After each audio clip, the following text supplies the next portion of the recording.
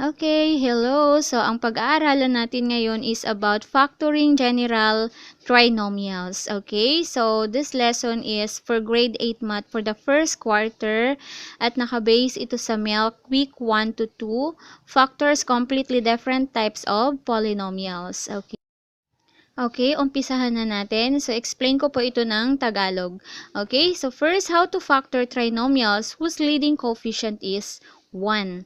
Okay, so example natin dito, factor x squared plus 5x plus 6. Then, we factor y squared plus 4y minus 21. Then, factor a squared minus 2a minus 35. So, paano natin sila i-factor? Okay, so let's have the first example. Okay, number 1 is factor x squared plus 5x plus 6.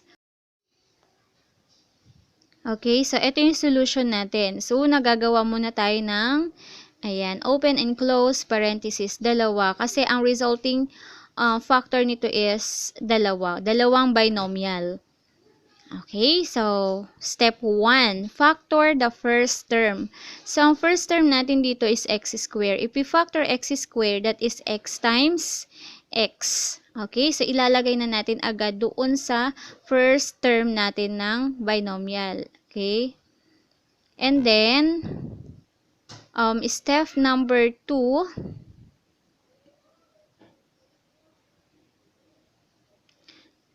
okay, so ito yung step number 2. Factor the last term. So, ang last term natin dito ay 6. Okay, whose sum is 5, which is yung 5, yung middle term.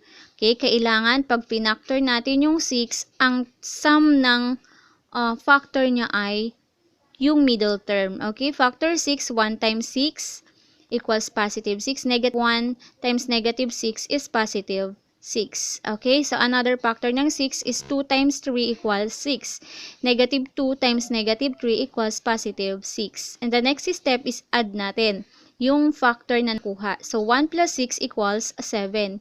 Negative 1 plus negative is negative 7. Okay, so dito naman sa kabila, 2 plus 3 equals positive 5. Then, negative 2 plus negative 3 is negative 5. Okay, so since ang hinahanap natin is yung factor na may sum na positive 5, so that is 2 and 3, which is ang sum is 5. So, yun yung gagamitin natin as factor. Okay? Right? Positive 2 and positive 3. So, therefore, the factor is, the factor of x squared plus 5x plus 6 is x plus 2 times x plus 3. Okay, and then next, i-check natin na kung yung factor natin ay tama. Okay, so ang gagawin lang natin, i-multiply natin yung dalawang factor. Yung x plus 2 at saka x plus 3. Okay, unahin natin yung first term. X times x equals x square. Okay, which is ang first term natin ay x square, which is correct. Next, for the last term, 2 times 3 equals 6. Okay, so tama yung last term natin na 6. Okay, how about the middle term? Check natin ang middle term.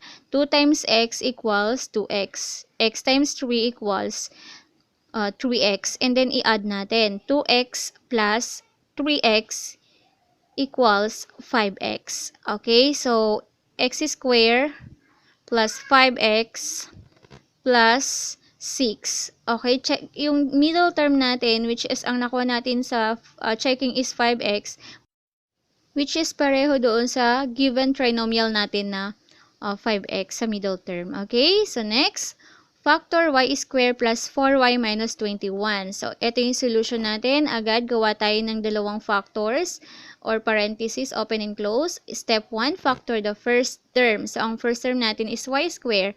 So, that is y times y. Okay, susulat natin siya agad doon sa factor natin or first term ng binomials. Then, step number 2, factor the last term. So, ang last term natin is negative 21, whose sum is positive 4. Okay, so factor ng negative 21 ay 1 times negative 21 equals negative 21.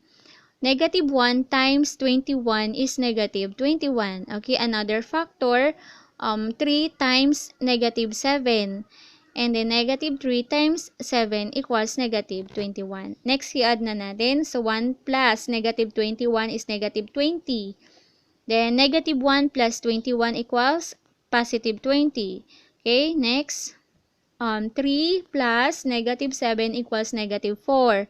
Then, negative 3 plus 7 equals 4. So, yung sum na positive 4 o yung factor na may positive 4 is negative 3 and 7. So, therefore, yun yung isusulat natin doon sa factors natin or sa factor natin. Okay? So, doon sa binomial or dalawang binomial na factor natin, which is magiging y minus 3 at y plus 7.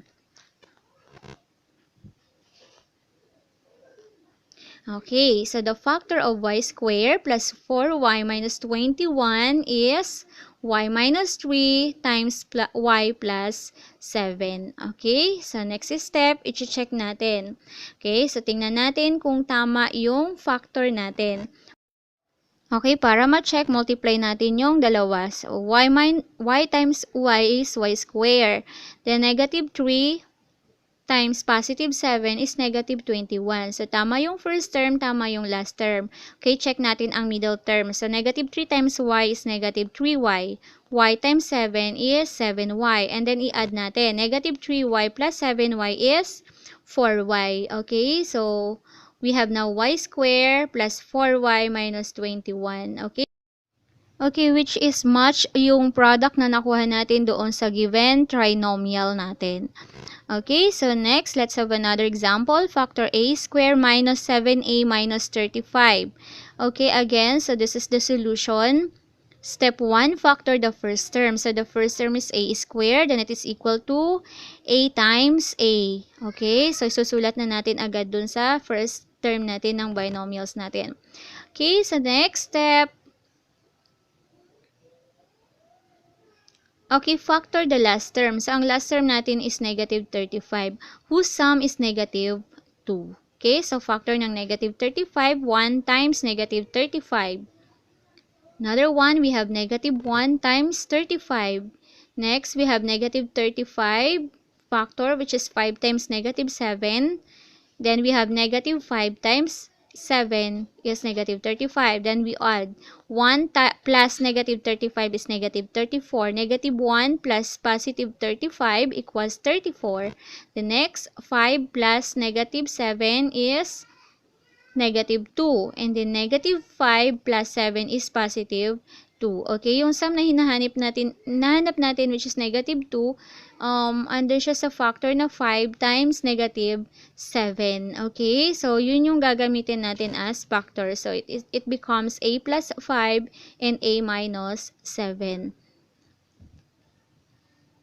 Okay, so the factor of a squared minus 2a minus 35 is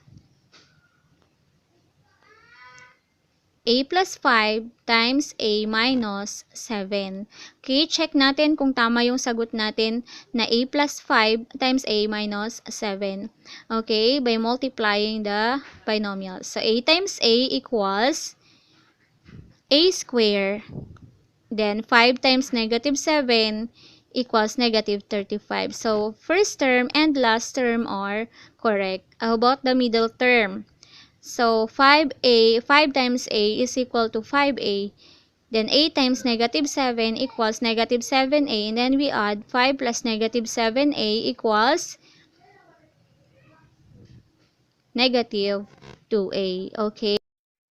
The resulting product is a squared minus 2a minus 35, which is match doon sa given trinomial natin na a squared minus 2a minus 35. Okay, so I think you are ready for the activity. You're going to factor the following trinomials. Okay, so number 1, you're going to factor x squared minus x minus 20. Number 2, x squared plus 11x plus 18. And number 3, x squared minus 4x minus 32. And we have number 4, x squared plus 7x minus 18. Okay. Okay, good luck and try your best. So kung may mga questions kayo, clarifications, corrections, so comment